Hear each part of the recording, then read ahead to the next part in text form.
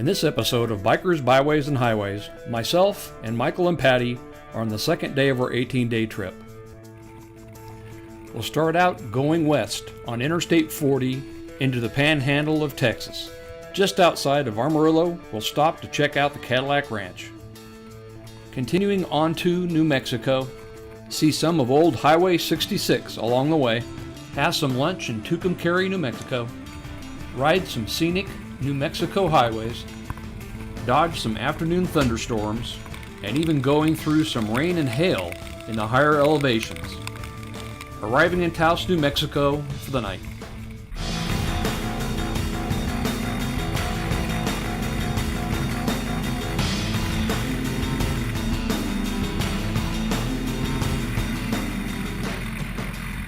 Alright, we're in Elk City, Oklahoma. It's Saturday morning, 82 degrees already. We're going to try and get to Taos today. Yesterday was hot, 100 to 107 in places, but we had a good time. We got our hydration vests ready to go, so we're going to have fun. Morning. How are we doing today? Tired. Why is that? Hard to the heat. Ready to go. Get up in Taos, get in the mountains. So I'm anxious. We normally like to stay at hotels that provide a free breakfast with a good selection of food. That way we can eat and be on the road quickly each morning. We topped off the tanks with gas and we are ready to go. It's 7 a.m. and it's already 83 degrees, and we expect it to get to 100 to 108 degrees before we get into the Sangre de Cristo mountain range in New Mexico this afternoon. It's time to get back on Interstate 40 heading west.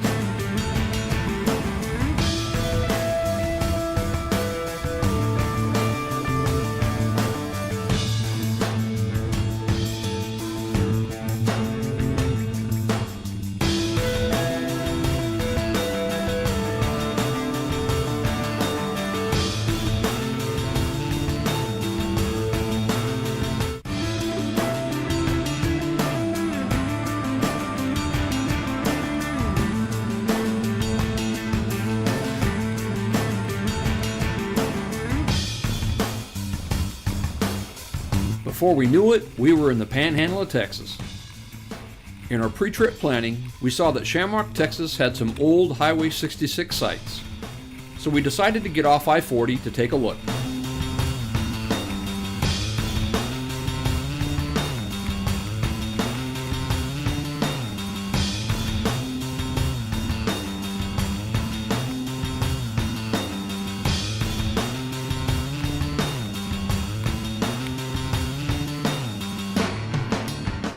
After Shamrock, it's back on to Interstate 40.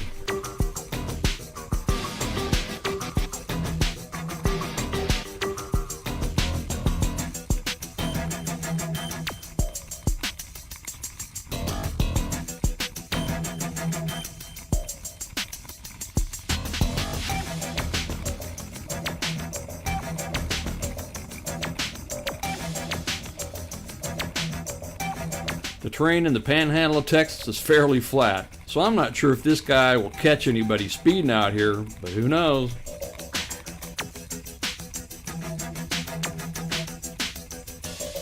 Someone built this leaning water tower on purpose, and this gigantic cross way out in the middle of nowhere.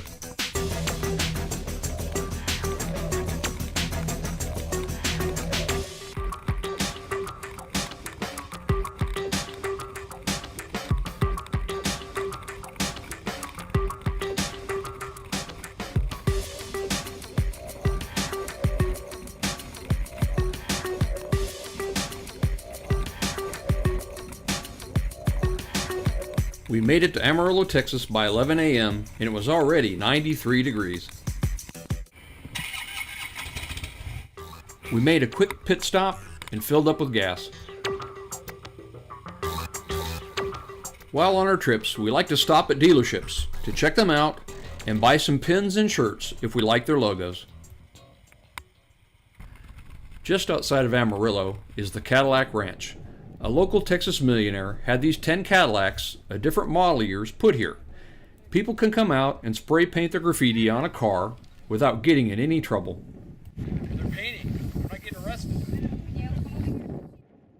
Now I've seen cattle guards on the road, but never human guards. This is a pretty smart way to let us in and out of the area, but keep the animals inside. We make a quick check on the gear and we're ready to go. We could smell this huge cattle yard on the left miles before we ever saw it.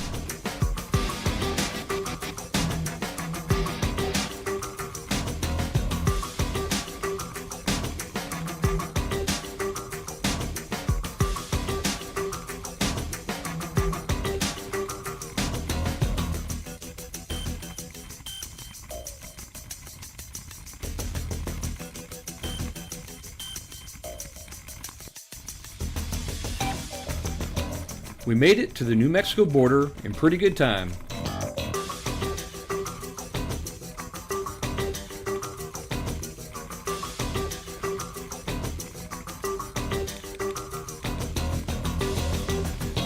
This is the exit for Tucumcari, New Mexico, where we'll stop for some lunch.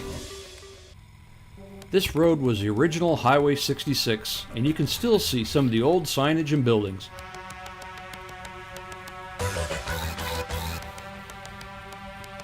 Unfortunately, some of the businesses have not survived. Michael took us by the Highway 66 Museum, but it was not open today.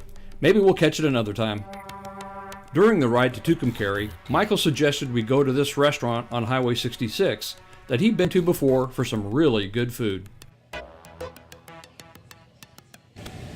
It's cool in here and I like this cold Coke. I had the cheeseburger and sweet potato fries, and Michael and Patty shared the chicken fried steak. The temperature was now around 105 degrees, so I put my hydration vest on when we left the restaurant. When we left Tucumcari, we headed northwest on Highway 104 towards Las Vegas, New Mexico.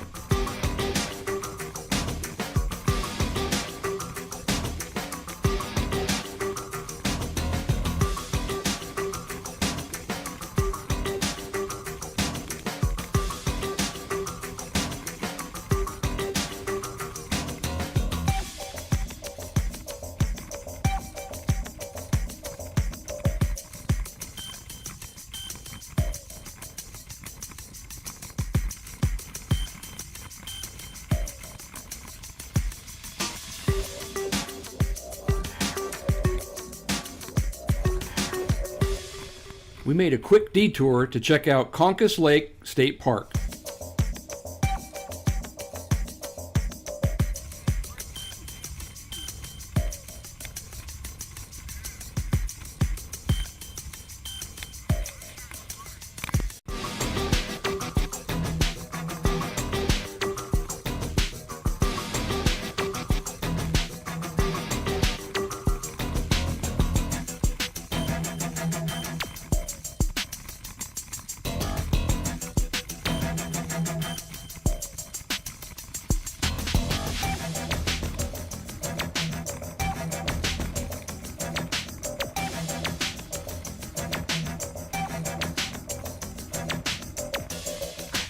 This road looks like it goes on forever.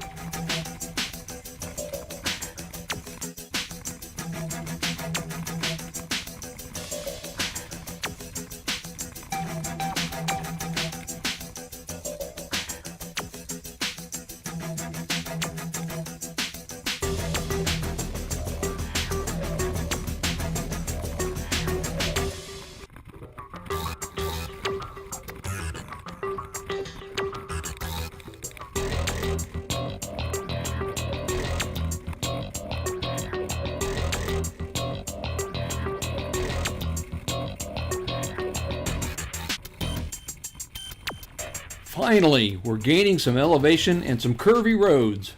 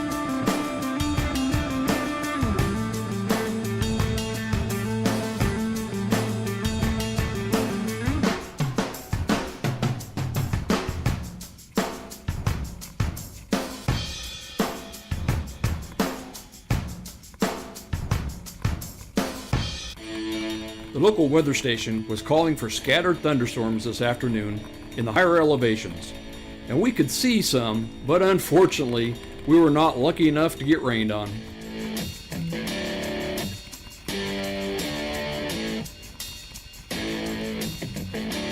Up ahead is Las Vegas, New Mexico, where we will make a quick pit stop and get some gas. We left Las Vegas going northwest on Highway 518, going into the Sangre de Cristo mountain range.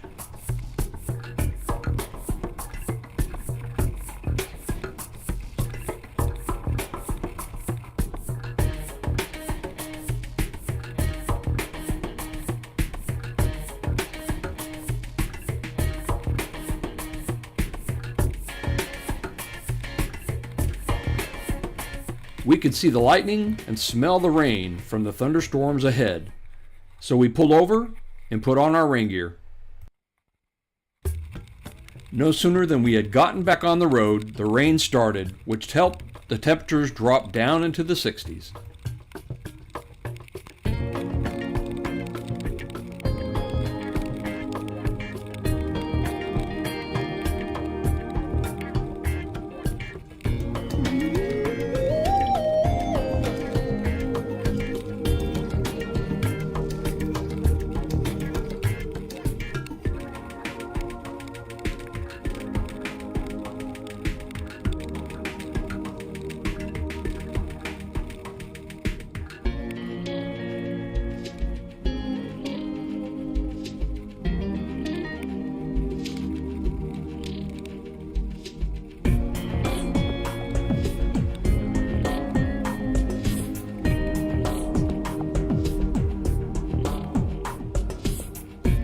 During a brief break in the rain, we could see that we were gaining some elevation.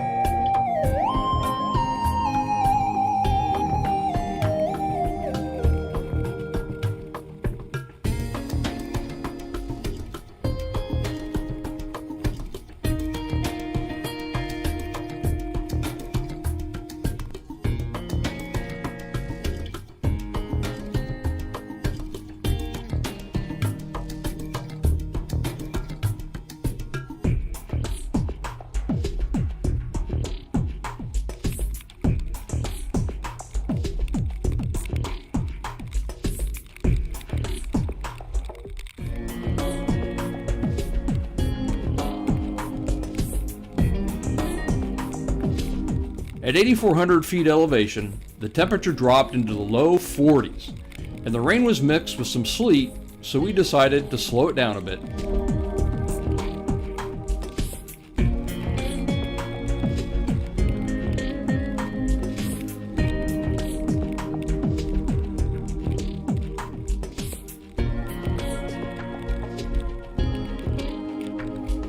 We were soon out of the storms and into the outskirts of the Taos city limits, where we were greeted by one of their finest.